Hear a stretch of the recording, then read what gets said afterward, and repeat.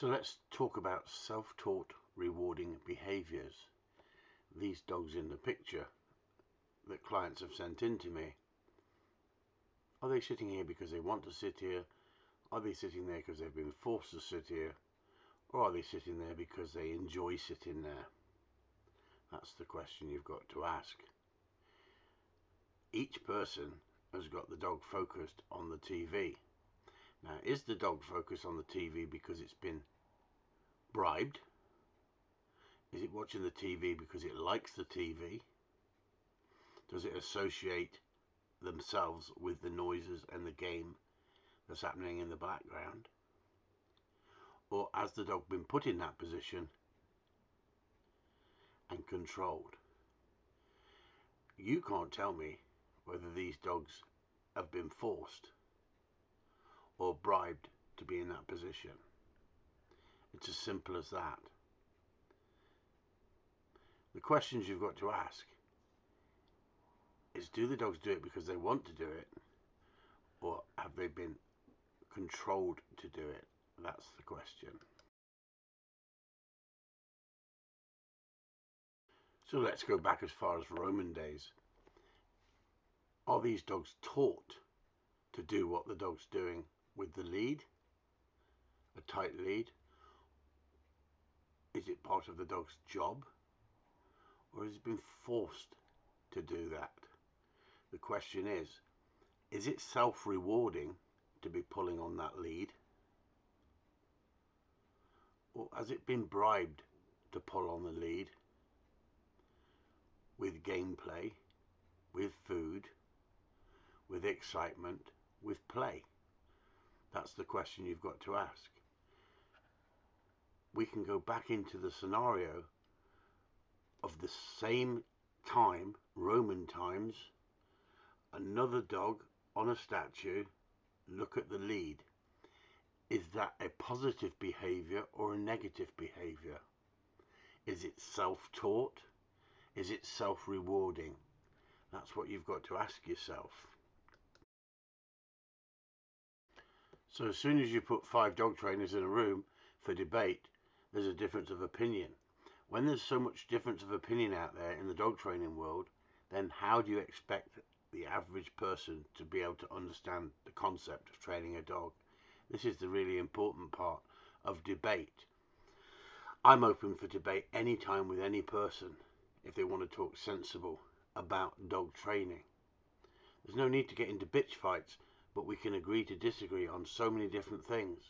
The whole point of it is that people would start to understand and have a better concept if people actually openly debated in a rational manner and showed why certain methods work better than others. But you should never dismiss a method just because it's not your cup of tea. You've still got to study it, you've still got to look at it, evaluate it, see the positives and the negatives for each discipline you want to teach a dog, with each aspect of tools you have in your toolbox. So self-rewarding behavior and why they matter in dog training. Now, self-rewarding is doing something that the dog enjoys doing and it's getting a positive for it. Now, whether that's running off down the road without a leash, whether that's barking, biting, all these behaviors can be self-rewarding if it's to the dog's benefit. Now, you could say treat training is a self-rewarding behavior. No, it's not, because it's a taught behavior. It's bribery. It's bribery from the start. Is the dog wanting to do it, or is the dog being forced to do it? No, it's not being forced to do it. That's what these force-free trainers will tell you they don't do. They don't force the dog. But they do, because they withhold the food. If you withhold the food, you're going to make the dog hungry. You're forcing the dog to eat. So they lie to you. So does this statement carry any merit? Why I stop rewarding good behavior? If you reward good behavior, is there any need? If the dog is doing it right, do you need to reward it? The question is, so many people have got conflicting opinions about this subject. Now, when your dog comes back and it does well, if you say good dog, that's rewarding the behavior. Doesn't mean you've got to treat it, doesn't mean you've got to feed it, you don't mean you've got to pet it in a silly way. But if the dog realizes that's a behavior that you want and you reward it, does that not strengthen that bond between you and the dog? There's nothing wrong, but don't overdo it. People say, why I stopped rewarding good behavior? I reward good behavior, so I've not stopped it, but I don't overdo it.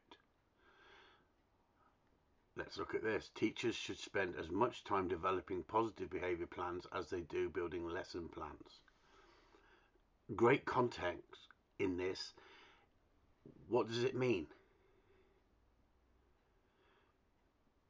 Positive behavior. The kids wanting to behave themselves, developing positive behavior. Instead of building plans in lessons, like enforcing it. Structure. Not everything in life is about structure. And yet, there has to be obedience at the right time. But you have to start off somewhere. You can't have kids going off to university and then skipping university classes altogether. They've got to have the passion to want to learn. They've got to want to be there if you're going to get results, not that you've been forced to be there. It's so important, and it's exactly the same as dog training. I try and make it as simple as possible for people to understand. Learn how to teach self-regulation and emotional control. Is this an environmental problem of today's society with dogs and children? Or is it the fact that it's down to genetics, that some children are more emotional than others, and some find it difficult in class, in learning, the same as some dogs? Do we teach this behavior, or do we control the behavior? Because are we teaching it or are we controlling it? That is the question. In today's modern training, do you ignore bad behavior and reward good behavior? Or do you stop this behavior? One of the most basic things you can teach your dog. Here's how to teach any dog fetch and actually bring it back. And what does it tell you? gooddoggies.online. It's all about sales. It's not about the dog training. It's so natural for the dog to want to chase something, carry it, and if it brings it back to you and you throw it again, are you teaching it or are you playing a game with it? Gameplay outweighs teaching in this instance. And yet, how many dogs do I have to teach once they've learned that the reward is not very high with this? There's far more exciting things out there than playing fetch. See what happens if you teach the dog or you play the game with the dog. Gameplay outweighs teaching. So I actually found one I actually like. Who needs the secret to using the dog's natural intelligence to stop the behavior? Click here. It's so important, I feel, that you're working with the dog's natural ability. But most people suppress it by trying to overrule it with obedience. If the dog has got the focus because it wants to play the game, you're going to get a better dog. Not because you've bribed it with treats, not because you've disciplined it with obedience. You have to have a balance, but the balance is working with the dog's natural intelligence and its natural ability. All dogs' intelligence is not the same. Some dogs are harder than others. It's reading the dog, learning to read the movement, and getting the dog to want to play the game. As simple as that. How not to win hearts and minds. 5 bad dog habits and how to break them. Dogtrainingadvicetips.com. In today's society, we don't break dogs. We train them, we motivate them, we condition them. But break them, you could say, well, you're taking that to heart too much, Chris. But the snowflakes will rip you to pieces with comments like that, because breaking is enforcing. And in today's society, they say you can't enforce a behavior. Oh yes, you can. But we don't need to call it breaking. It's not breaking a dog. It's showing the dog what we want and enforcing it at the right time, knowing when to enforce it. I love this subject, how to teach a dog to heel. Plenty of ways to teach a dog to heel. If you want eye contact and position, get yourself a fanny bag and a lot of treats. You'll get the eye contact and the heel in a sterile environment. But do you want the dog at your side because it wants to be with you, or do you want the dog at your side because you've bribed it to be at your side? If you're doing competition sports and you've got to have a perfect heel, then you have to use the tools that are out there. But as a Gundog trainer, do I need a perfect heel? Do I need a fanny bag and the dog looking at my crutch? No, I want the dog at my side. Does it matter if it's a foot in front or a foot behind? Not really. Could I teach obedience heel? Done it many a time, many a dog. Don't need it in aspect of Gundog training like I show you. I want a happy dog at my side. Another topic that is controversial. Some people use food, some people use pressure, some people use kindness, some people use fun-based. But when the shit hits the fan, who's got the control? The person who brings in the obedience at the right time, or the person who's fed it with food? It's so easy to get a dog to follow you for food. Is that training or bribery? It's a great way to start off with a young dog, but you soon wean the dog off the food, else you create so many other problems. I want the dog to follow me because it likes to be with me, not because I've bribed it to be with me. It wants to be with me because with me the fun element comes from me and no one else. That builds a stronger recall. Here we go. Top 10 best dog training books you need to read today. That's the problem with today's society. There's so many books out there on the market that have not got a clue. Which one do you buy? Which one do you follow? Some people say you should buy and read as much as you can to gain knowledge. The more you read, the more you pick up books, the more you study books, the more you see the confliction in the dog training world and how people's opinions vary so much. This creates confusion, as simple as that. Books do not show you visually how to train a dog. They are a guide. I've never come across a book yet that will train your dog. If I was training tricks, I would use food. Food is a fantastic motivator, a primal motivator. For training tricks or dancing dogs, nothing wrong with using food. But it also has its downfall. It can create overexcitement. One of my favorite topics. Be careful. So many people will tell you there's no such thing as alpha dogs and pack mentality. And yet look at the confusion out there in the dog training world. I run a group of dogs. Call it a pack, call it what you like. There is alpha, there is beta, even in a domesticated pack. There is balance created by me as the leader of the pack. We have to keep the balance to have a happy pack. And I think this is one subject that is overlooked by so many people because they don't run a pack of dogs or a group of dogs, if that's what you want to call it. I get so many people asking me about clicker training. Like all aspects of dog training, there's good and there's bad. There's good clicker trainers that have got perfect timing and they use food and they use reward and they use it in a positive manner and they get good results. There's too many people on the market clicking and feeding,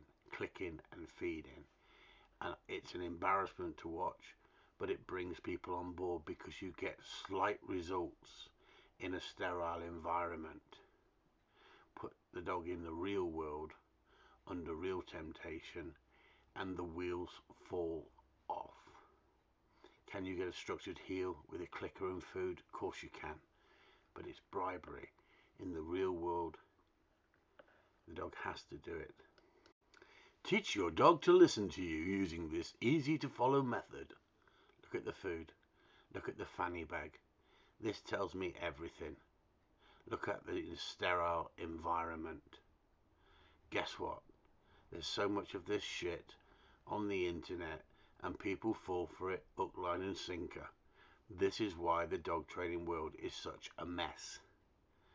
You can motivate with food, no problem. But continually being a vending machine for your dog creates so many problems that I haven't got time to address it on here.